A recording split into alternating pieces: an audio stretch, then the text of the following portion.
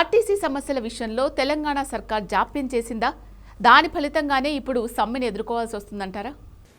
So RTC కార్మికులు అడుగుతున్న డిమాండ్లు ఏంటంటే, ఒకటి, కాంగ్రెస్ పార్టీయే ప్రామిస్ చేసింది తాము అధికారంలోకి వస్తే ఆర్టీసీని విలీనానికి కట్టుబడి ఉంది.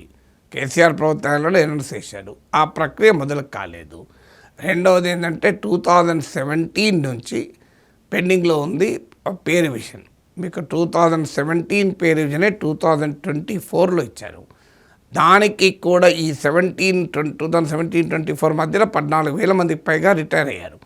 వారికి ఇప్పటికీ కూడా వారికి పెన్షన్ పేమెంట్స్ సంబంధించిన పేమెంట్స్ వాళ్ళకు రావాల్సిన చెల్లింపులు, రిటైర్మెంట్, పోస్ట్ రిటైర్మెంట్ చెల్లింపులు రాలేదు.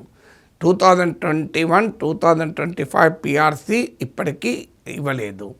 సో ఆ 2024లో ఇచ్చిన పిఆర్సీ అప్పుడు కూడా ఎరియర్స్ రిటైర్మెంట్ ఇస్తామన్నారు. రిటైర్మెంట్ అప్పుడు ఎరియర్సే కాదు, ఆఖరికి 175 ఇన్స్టాల్మెంట్స్ డిఏ కూడా, అవి కూడా మీకు మేము రిటైర్మెంట్ తర్వాతనే ఇస్తామని చెప్తున్నారు.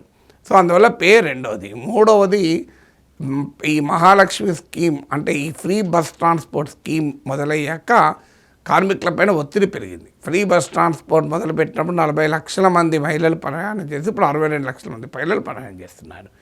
కానీ అదే సమయంలో ఉద్యోగుల సంఖ్య ఈ పీరియడ్లో 10,000 తగ్గినాయి. దాంతో మీకు పర్ వర్కర్ ప్రొడక్టివిటీ మీకు 2019లో 55 కిలోమీటర్స్ ఉంటే ఇప్పుడు 76 కిలోమీటర్స్ పెరిగింది. అంటే ఒక్కొక్క ఆర్టీసీ కార్మికుడు అదనంగా ఒక 40% ఎక్కువ పనిచేస్తున్నాడు.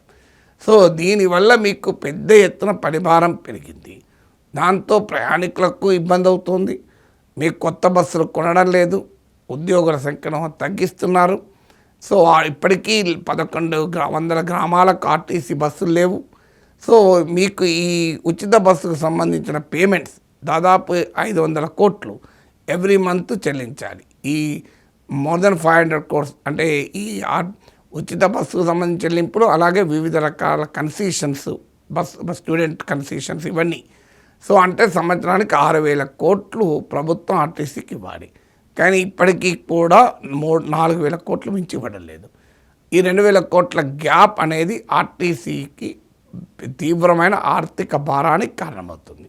దీనికి తోడు తాజాగా కేంద్ర ప్రభుత్వం ఒక స్కీమ్ పెట్టి రాష్ట్రాలకు ఫ్రీగా ఎలక్ట్రిక్ వెహికల్స్ ఇస్తుంది, ఎలక్ట్రిక్ బస్సెస్.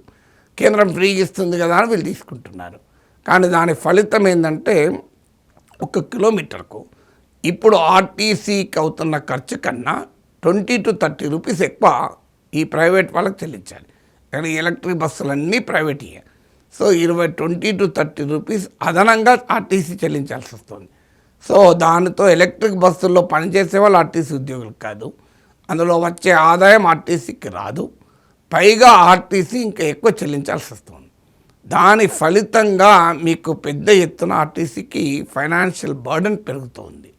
సో అందువల్ల ఇదంతా కూడా ఆర్టీసీ సమస్యలు. అలాగే ఆర్టీసీలో 2019 నుంచి కేసీఆర్ ప్రభుత్వం విధించిన ఆంక్షలు, ట్రేడ్ యూనియన్ హక్కులు లేవు, ఎన్నికలు లేవు, ట్రేడ్ యూనియన్ పట్టించుకునే నాతుడే లేడు, కార్మిక రిప్రజెంటేషన్ లేదు. ఇప్పుడు ఉదాహరణకు వాళ్ళ వైద్య సేవల గురించి వాళ్ళ డిమాండ్లు ఉన్నాయి. మా వైద్య సేవ గురించి ఎవరికి చెప్పుకోవాలంటే ఆన్సర్ లేదు, పిఆర్సీ గురించి ఎవరికి చెప్పుకోవాలంటే ఆన్సర్ లేదు. అందువల్ల ఈ డిమాండ్లు లెగసీగా అంటే కేసీఆర్ ప్రభుత్వ కాలం నుంచి వస్తున్నాయి, అంతకుముందు నుంచి వస్తున్నాయి. వాటిని పరిష్కరిస్తామని హామీ ఇచ్చి కాంగ్రెస్ అధికారంలోకి వచ్చింది కనుక ఇవ్వకపోవడంతో కార్మికులు సమ్మె పట్టబట్టారు.